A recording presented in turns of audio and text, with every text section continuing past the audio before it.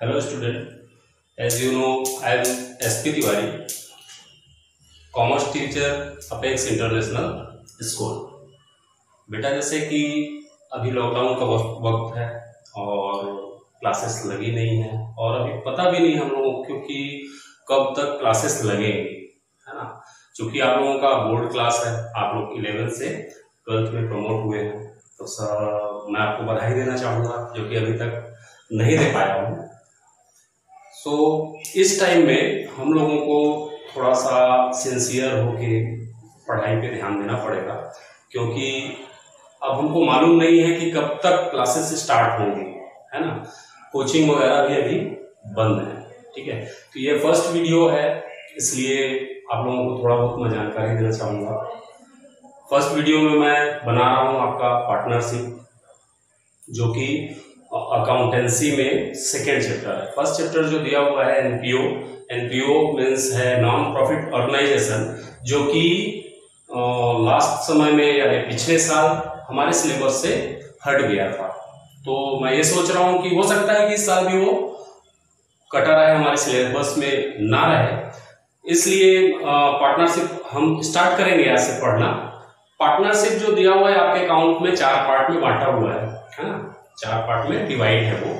तो उसका जो फर्स्ट पार्ट है वो है फंडामेंटल ऑफ पार्टनरशिप, है ना। सो स्टार्ट करते हैं। आप लोगों को भी ध्यान रखना है कि हमको इस साल अकाउंटेंसी के लिए 2 रजिस्टर रखने हैं, है ना। कॉन्सेप्ट रजिस्टर जिसमें आपको थ्योरी लिखना होगा, जो वीडियो आएगी उसके हिसाब से आप उसमें थ्योरी लिखेंगे। बुक्स आपको परचेस करनी होगी, नवबोध की एनसीईआरटी मार्केट में अवेलेबल होगी तो देख लेंगे, या तो फिर पुराने बच्चों के पास होगी, आप लोग उसे देख लेंगे, है ना।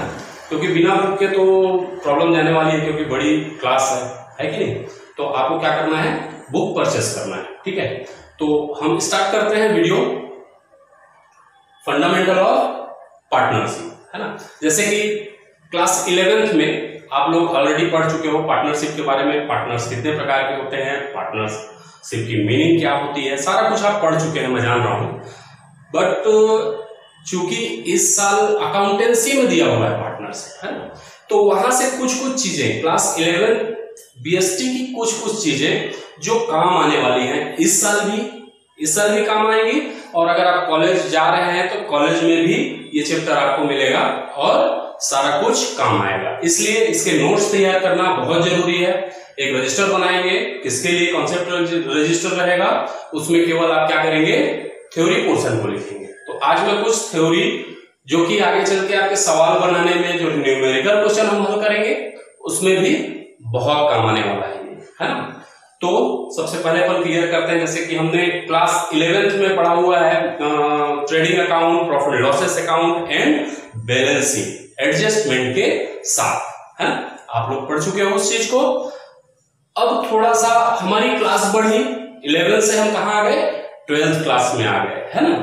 तो हमारा बिजनेस का रूप भी थोड़ा सा बड़ा हुआ। पहले हम सोल प्रोप्राइटरशिप पढ़े थे, है ना। सोल प्रोप्राइटरशिप में जो लेजर लगते हैं, जो अकाउंट्स बुक लगती हैं, जनरल एंट्रीज वगैरह सारा कुछ हमने पढ़ा, है ना। अब इस साल थोड़ा सा उससे आगे चलना है। जैसे आपने 11th में जो पढ़ा था, है ना, trading account, balance sheet, profit losses account, अब हम आ गए हैं क्लास 12th में। हमारा बिजनेस पहले क्या था, छोटा बिजनेस था, जिसको हम क्या बोल रहे थे, सोल प्रोप्राइटरशिप, है कि नहीं। अब 12th में आए तो बिजनेस क्या हो गया, समझ लो कि बिजनेस हमारा बड़ा हो चुका है। पहले एक व्यक्ति संभाल रहा था, एक व्यक्ति ही पूरे बिजनेस को संभाल रहा था, लेकिन बिजनेस बड़ा करना चाहेगा, कोई भी व्यापारी हो, कोई बिजनेसमैन हो, क्या चाहेगा कि हमारा बिजनेस बड़ा हो, तो कैपिटल की आवश्यकता होगी। अब कैपिटल की आवश्यकता हुई तो पहले जितना भी था इसके पास, इसने तो ऑलरेडी लगा चुका है ना। तो ये क्या कर सकता है, 2-4 व्यक्ति जो इसके संपर्क के हो, जो बिजनेसमैन हो, जो पैसा लगा सक रहे हो हमारे बिजनेस में, ऐसे आदमियों को ये क्या करेगा, सर्च करेगा और उनको भी पार्टनर के रूप में अपने बिजनेस में रख सकता है ना। जब 2 या 3 या 4 जो भी रिक्वायरमेंट है उसके बिजनेस में, उनको जाके अगर वो बोलता है, ये लोग एग्री होते हैं और एग्री होके इसके बिजनेस को ज्वाइन करते हैं, है ना। अगर ज्वाइन करते हैं तो ये बिजनेस अब क्या कहलाएगा, बड़ा हो जाएगा और ये बिजनेस क्या कहलाएगा, पार्टनरशिप बिजनेस। एकदम सिंपल है, पार्टनरशिप बिजनेस कहलाएगा। पार्टनरशिप बारे में आप पहले पढ़ ही चुके हो, तो कुछ चीजें पुरानी और कुछ नई, है ना, मैं आपको इस वीडियो के माध्यम से बताने वाला हूं, ठीक है। तो हमारे चैप्टर का नाम क्या है, फंडामेंटल ऑफ पार्टनरशिप, है ना। पार्टनरशिप की मीनिंग आपको मालूम है। अब हम इसके अंतर्गत देखते हैं फीचर ऑफ पार्टनरशिप, मतलब पार्टनरशिप के शुरू करने के लिए क्या क्या चीज होनी चाहिए, मतलब किस कैरेक्टरिस्टिक्स को हम क्या बोलेंगे, पार्टनरशिप बोलेंगे। इसमें जैसा दिया हुआ है, सबसे पहले ये लिखा हुआ है 2 और मोर पर्सन, मतलब पार्टनरशिप की सबसे पहली पहचान है 2 या 2 से अधिक व्यक्तियों का होना, है ना। बिजनेस में 2 या 2 से अधिक व्यक्तियों का होना और उनके द्वारा बिजनेस को क्या करना, रन करना, है ना। तो जैसा कि मैंने पहले बताया, न्यूनतम यानी कम से कम, मिनिमम कितने व्यक्ति होने चाहिए, 2 व्यक्ति होने चाहिए, ठीक है। अधिकतम कितने व्यक्ति होने चाहिए, कितने पर्सन होने चाहिए हमारे पार्टनरशिप फर्म के लिए। तो हमारे पार्टनरशिप फर्म के लिए पहले 2013 पार्टनरशिप एक्ट में 2013 में जो नियम था वो था 100 पर्सन का, मतलब पार्टनरशिप कितने हो सकते हैं, कम से कम 2, ज्यादा से ज्यादा 100। बैंकिंग कंपनी में सब में स्थिति अलग अलग है, बट पार्टनरशिप में क्या है, कम से कम 2 व्यक्ति और अधिक से अधिक 100 व्यक्ति। बट 2014 में कुछ बदलाव हुए, बदलाव में इनकी संख्या घट के हो गई है कितनी, 50। यानी पार्टनरशिप तभी वैलिड मानी जाएगी जब कम से कम 2 व्यक्ति और अधिकतम मैक्सिमम कितने होने चाहिए, 50 व्यक्ति पार्टनर्स के रूप में काम कर रहे हो, तो ही वो क्या कहलाएगा, पार्टनरशिप बिजनेस कहलाएगा। ये फर्स्ट पॉइंट हो गया। सेकंड पॉइंट है हमारा एग्रीमेंट। अब भाई एग्रीमेंट होना चाहिए पार्टनर्स के बीच में, है ना। तो पार्टनर्स के बीच में जब एग्रीमेंट होना चाहिए तो कैसे हो सकता है, ये ओरल भी हो सकता है और रिटर्न भी हो सकता है, मीन्स मौखिक भी हो सकता है और लिखित भी हो सकता है कि नहीं।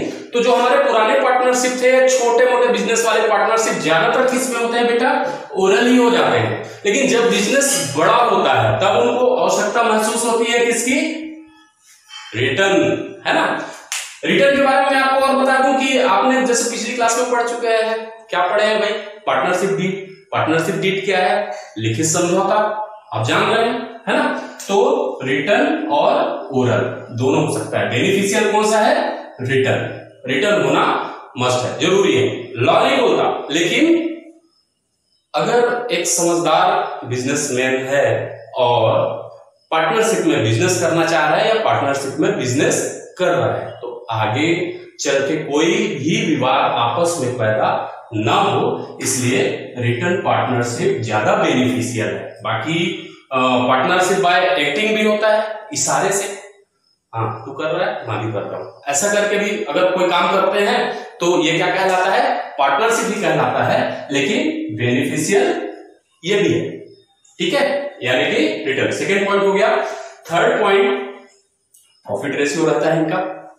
जितने भी पार्टनर हैं, 2 या 2 से अधिक, 3, 4, 5 या 50, जितने भी पार्टनर हैं सबका क्या रहेगा, एक रेशियो रहेगा, पहले से निर्धारित रेशियो। भाई प्रॉफिट होगा तो हम कितना कितना बांटेंगे। अच्छा, इसमें भी एक मजेदार चीज है, हमारे पार्टनरशिप एक्ट में प्रॉफिट ही लिखा गया है, लॉस नहीं लिखा गया है ना।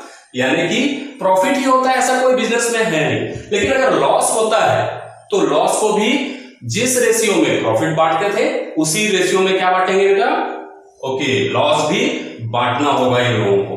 तो थर्ड पॉइंट हो गया। फोर्थ पॉइंट, लॉफुल बिजनेस, मतलब ऐसा बिजनेस होना चाहिए पार्टनरशिप में जो इनवैलिड ना हो, किसके नजर में, गवर्नमेंट के, क्लियर है? कोई ऐसा बिजनेस नहीं होना चाहिए जिसमें पाबंदी लगी हो गवर्नमेंट के द्वारा। अगर ऐसा बिजनेस होता है तो पार्टनरशिप नहीं हो सकता। ये क्लियर है? एग्जांपल देने की जरूरत है क्या? चलो ठीक है, एक एग्जांपल देता हूं मैं आपको, है ना। एक एग्जांपल क्या देता हूं, जैसे दो या दो से अधिक व्यक्ति लोग मिलके बोलते हैं चलो चोरी करते हैं, ठीक है, तो ये क्या है? ये बिजनेस नहीं हो सकता, इसलिए लॉफुल होना चाहिए बिजनेस। क्लियर है क्या? ओके, क्लियर है। अब ये लास्ट पॉइंट जो दिया हुआ है म्यूचुअल एजेंसी, है ना। म्यूचुअल एजेंसी मींस, मैं आपको थोड़ा सा एग्जांपल देकर समझाने की कोशिश करता हूं, ठीक है। म्यूचुअल एजेंसी पार्टनर्स के बीच में आपस में एक काम जो होता है वो एक एजेंसी की तरह होता है। एजेंसी की तरह जैसे, अब जैसे ये मैं बनाया हुआ था, तो इसमें मान लो ये व्यक्ति क्या कर रहा है? काम कर रहा है, लगातार काम कर रहा है, ठीक है। अब इसकी तबीयत खराब हो गई, इसकी मान लो तबीयत खराब हो गई, तो ये क्या किया? सेकंड पार्टनर को फोन किया, बोला कि भैया मेरी तबीयत खराब है, मैं नहीं आऊंगा, आप काम को देख लीजिएगा। ओके, ये बोलता है ठीक है। ये अब क्या कर रहा है? घर में रेस्ट कर रहा है। अब ये व्यक्ति आके क्या कर रहा है? फर्म को देख रहा है, संभाल रहा है, ये देख रहा है या ये दोनों मिलकर देख रहे हैं, समझ रहे हैं आप? ठीक है, तो ये तो घर में रेस्ट कर रहा है, इसके बदले दूसरा काम कर रहा है, या ये हो सकता है कि ये ना कर पाए तो ये इसको बोल दे।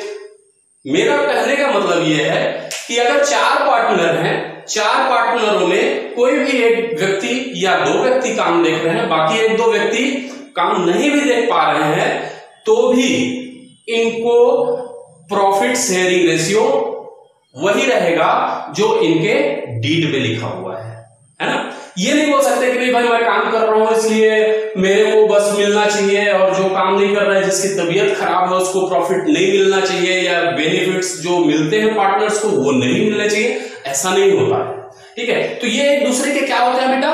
एजेंट भी होते हैं। ये एक दूसरे के क्या होते हैं? एजेंट भी होते हैं। इसलिए इसको हम क्या बोल सकते हैं? म्यूचुअल एजेंसी की तरह ये पार्टनरशिप चलती है और ये काम चलता है कि नहीं? तो मेरे को तो ऐसा लग रहा है कि आप लोगों को ये पुरानी चीजें हैं, आपको याद आ गई होंगी। फिर एक बार इसको रिपीट करते हैं हम।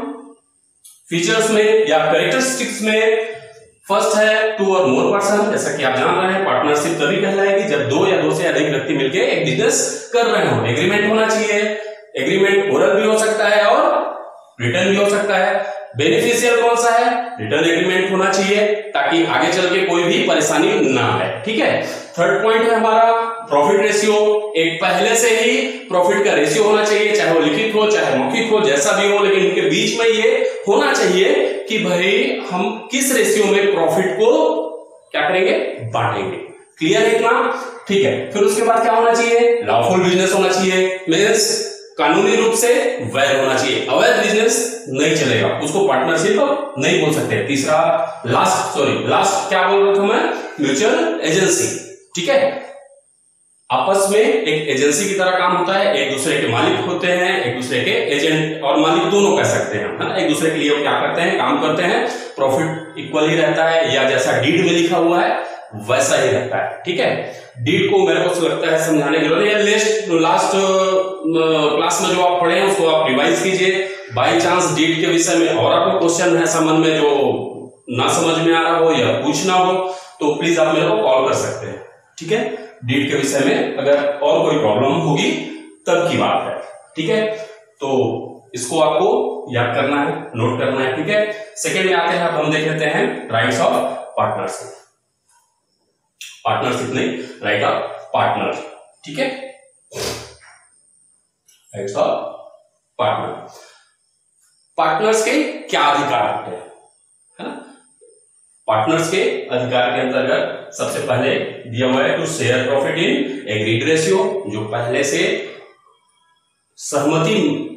एक दूसरे से सहमत होकर जो रेशियो पहले से उन्होंने तय किया हुआ है कि भाई प्रॉफिट होगा तो हम ऐसा ऐसा बांटेंगे। हो सकता है 1:2:1 हो, या ये भी हो सकता है 3 पार्टनर हैं तो 1:1 भी हो सकता है, कुछ भी हो सकता है बेटा, जो पहले से डीड में लिखा हुआ है। यदि डीड नहीं है तो एक्ट हमको बोलता है कि कोई कितना भी कैपिटल लगाया हो, सबको प्रॉफिट क्या करो, इक्वल बांटो। पार्टनरशिप एक्ट हमको ये बोलता है, अगर डीड है तो उनके हिसाब से बांटा जाएगा उनके प्रॉफिट को, ठीक है। दूसरा अधिकार क्या है, सेकेंड राइट क्या है, to take part in the conduct of business. Business के किसी भी काम के लिए वो पार्टनर खुद भाग ले सकता है, भागीदारी दे सकता है, उसको रोका नहीं जा सकता कि ये काम आप मत देखो, ठीक है। मतलब किसी भी पार्टनर को वो उसका राइट होता है कि वो बिजनेस के किसी भी काम में भाग ले सकता है। क्लियर है क्या बेटा आप लोगों को? ओके, ठीक। थर्ड पॉइंट क्या है, right to retirement from firm. ये विशेषाधिकार है, कभी भी कोई सा भी पार्टनर फर्म से रिटायरमेंट ले सकता है, मतलब वो फर्म को छोड़ के जा सकता है। इसके लिए इंफॉर्मेशन देनी होगी, अपना पूरा अकाउंट सब बुक क्लियर करना होगा, लेना देना मतलब बराबर करना होगा, और जब वो चाहे तब क्या कर सकता है, रिटायरमेंट ले सकता है, मतलब फर्म छोड़ के जा सकता है। क्लियर है बेटा ये वाला point? Okay. Right to be consulted, कोई कदम उठाना है फर्म की ओर से, कदम उठाना है मतलब कोई डिसीजन लेना है, ठीक है। वो किसी रूप में भी हो सकता है, फाइनेंशियल हो सकता है या मैनेजमेंट के लिए हो सकता है, कुछ भी हो सकता है वो चीज, ठीक है। तो ये पार्टनर का अधिकार होता है, उसके राइट्स होते हैं कि उनसे भी कंसल्ट हो, बात की जाए, उसका वोट लिया जाए, मत देने का अधिकार होता है हर पार्टनर का। ये चीज ध्यान रखना है आपको, ठीक है। ये नहीं कि 40 पार्टनर हैं जिसमें से 38 ने अपना कुछ भी कर लिया, कोई भी नया स्टेप ले लिया और 2 पार्टनर्स को छोड़ दिया, ऐसा नहीं है। सारे पार्टनर्स को क्या करना होगा, डिस्कस में लेना होगा। क्लियर है ना? ठीक, ये वाला पॉइंट देख लेते हैं। Right to inspect the book of account. हर पार्टनर का ये विशेषाधिकार होता है कि शक होने की दृष्टि में, शक हो रहा है या बहुत दिन तक किसी पार्टनर ने अकाउंट्स बुक चेक नहीं की है, तो जब वो चाहे वर्किंग आवर में चेक कर सकता है। ये है पार्टनर्स का अधिकार। क्लियर है इतना इसके राइट्स में? लास्ट हम देख लेते हैं, to disallow admission of new partner. ये बहुत अच्छा अधिकार है, बहुत अच्छा राइट्स है एक पार्टनर के लिए। अब इसको मैं थोड़ा सा एक एग्जांपल देकर समझाने की कोशिश करता हूं। बाय चांस मान लो एक फर्म में, ये हमारी हो गई फर्म, ठीक है। इस फर्म में मान लो 40 पार्टनर्स, 40 पार्टनर है, ठीक है। अब एक नए पार्टनर्स को एंट्री लेना चाह रहे हैं, पार्टनर्स मिलके क्या करना चाह रहे हैं, एक नए पार्टनर को अपने फर्म में, अपने बिजनेस में एंट्री देना चाह रहे हैं, ठीक, देना तो चाह रहे हैं। अब या फिर हम दूसरे तरीके से बोले कि ये नया बिजनेसमैन इस फर्म में काम करना चाह रहा है एज ए पार्टनर, पार्टनर के जैसे काम करना चाह रहा है, तो इसमें से कुछ एग्री है, कुछ एग्री नहीं है, ठीक है। तो मान लो ये होता है कि चलो भाई वोटिंग कर लेते हैं। तो अगर मान लो वोटिंग करेंगे तो उसका रिजल्ट ऐसा आ जाता है, 39 लोग क्या बोल रहे हैं, यस, बट 1 पर्सन या एक पार्टनर क्या बोल रहा है, नो, आपको नहीं रखा जाएगा पार्टनरशिप में। तो अगर ऐसा बोला जा रहा है तो फिर आप ही बताइए, मेजॉरिटी किसकी है, 39 की। तो हमको क्या लगेगा भाई, जो 39 बोल रहे हैं यस, मतलब इसको रखना पड़ेगा। लेकिन ऐसा पार्टनरशिप में नहीं है, वही चीज हमको ध्यान रखना है। अगर एक पार्टनर भी नो बोल देता है तो नया पार्टनर हमारे पार्टनरशिप फर्म में नहीं आ सकता, ये ध्यान रखना पड़ेगा। क्लियर है क्या इतना? ठीक है, तो एक बार और हम इसको फिर से देख लेते हैं। Right of partner to share profit in agreed ratio, पहले से जो समझौते के अनुसार रेशियो है उसके हिसाब से क्या करना पड़ेगा, प्रॉफिट को बांटना पड़ेगा। क्लियर है? फिर उसके बाद take part in the conduct of business, किसी भी फैसले में, किसी भी समस्या में शामिल हो सकता है, बिजनेस में भाग ले सकता है, ये इसके राइट्स। ठीक है, right to retirement from firm, firm से वो कभी भी रिटायरमेंट ले सकता है जब वो चाहे, लेकिन क्या करना पड़ेगा, याद है ना मैंने क्या बोला था, इंफॉर्मेशन देनी पड़ेगी और अपने हिसाब किताब को क्लियर करना पड़ेगा, फिर वो रिटायरमेंट ले सकता है। ठीक है, राइट टू बी कंसल्टेड, उसका मत देने का अधिकार, वोट देने का अधिकार। कोई निर्णय लेना है तो उससे कंसल्ट करना जरूरी है, वो पार्टनर का विशेष राइट्स में आता है। ठीक है, next, right to inspect the book of account.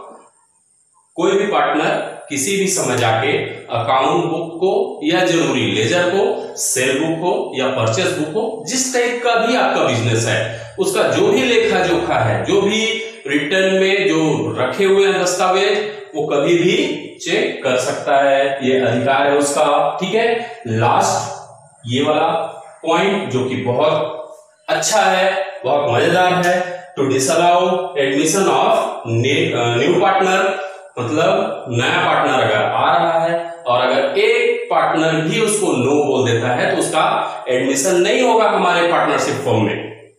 Clear है क्या बेटा? इसको आप लोग देख लो और देखने के बाद इसको प्लीज एक कॉपी में लिखना है आपको। ओके।